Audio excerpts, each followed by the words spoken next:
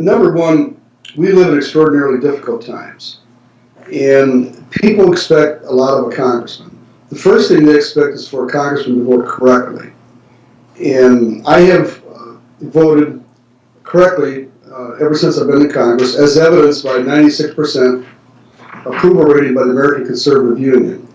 I have received endorsements from every conservative organization that's endorsed so far. And that's the Illinois Tea Party, the Illinois Conservatives, which is a group of 4,000 young people involved in conservative politics in Illinois, the Illinois Federation for Right to Life Federal PAC, the Illinois Citizens for Life Federal PAC, the Illinois Family PAC, and the Eagle Forum. Those are very impressive organizations, scrutinizing a person's record before they decide to endorse. Interestingly is that the Tea Party endorsed Adam Kinzinger 2 years ago, but they refused to endorse him because he's not a true conservative. I have voted 79 times more to cut $209 billion in spending than he has. And that's based upon the votes taken just this past year. He had an opportunity to end the Nancy Pelosi earmark, and he voted not to do that. He had an opportunity to end the Institute for Peace and didn't do that. And so he's really not a true conservative. And the people of this congressional district deserve somebody who's a true conservative who parrots not only what he says, but with his voting card. I work very closely with the people that I represent. This ties into the second question, which is, what particular expertise would you use in Congress to help bring jobs to the Sauk Valley? Well, we have a 10-point American Jobs program that you can find at manzullo.org that lays it out in particularly.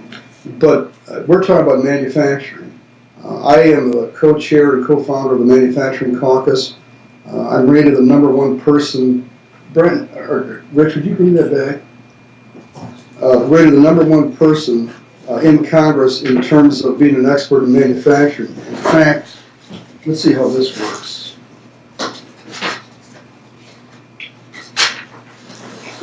Here it is. Here. Can you see that? Yes, I can. Now, it's very unusual for a member of Congress to have a caricature. Most of these appear, most caricatures appear on editorial pages, and they're not very good. But Manufacturing Magazine in '04 called me Mr. Fix-It because of the time that I spent on manufacturing issues. And then, just to bring you up to date, I was the keynote speaker at the North America's largest metal forming, fabricating, welding, and finishing event, FabTech. This is what appeared. This was just about 6 weeks ago. And so I bring to the district the fact that the person who's recognized as the #1 expert in manufacturing will be representing even more areas. Also, I chair the Subcommittee on Asian Pacific and Foreign Affairs, and we have used that committee to hammer China and Chinese companies for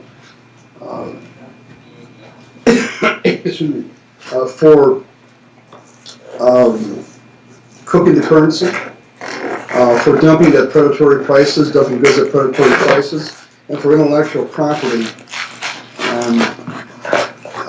intellectual property violation. And then, I'm not going to hit you with this, just want to show you, several years ago, this is an Estwing hammer, and Stanley Hammer in Connecticut is one of 4 hammer manufacturers in the country. 2 of the hammer manufacturers are in my congressional district. And Estwing is made in Rockford, and you notice the Made in America label on there? Well, Stanley had petitioned the Federal Trade Commission to water down the amount of content, American content, and still be able to use the Made in America label. I fought Stanley Hammer and led the Congress to fight back that regulation change, a proposed regulation change, so that when you buy anything made with the Made in USA label, I mean, it's all American content. There may be 1 or 2% of things that simply can't be found in America on it. And also I'm responsible for a 9% tax deduction. I think I mentioned this, tax deduction that you get for manufacturing in America that applies to all entities. And so I bring that expertise in manufacturing. I also bring it in small business. I was born and raised in small business. My parents had a grocery store, then a drive-in restaurant, and a 13-table Italian restaurant, Manzullo's famous Italian restaurant in New Milford. And I chaired the Small Business Committee, and I represented dozens, if not hundreds, of small businesses during my 22-year practice of law before I became a member of Congress. And I bring that with me because Adam Kinzinger, at a recent forum he had in his district, said that he knows nothing about small business, but he's willing to learn from the people. Well, I think American people need to know that Congress is not a training ground. It's a place for mature people who understand issues and can vote that way accordingly. Our third question is, what is the most important thing Congress can do to improve the education system in America?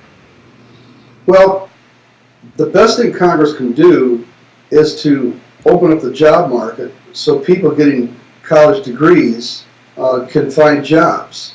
That's the most important thing we can do. Congress has to be committed to cutting spending, balancing the budget, and paying down the federal debt. That's where I shine, as opposed to my opponent, who has been given very low ratings by Heritage Action for his votes, and again, I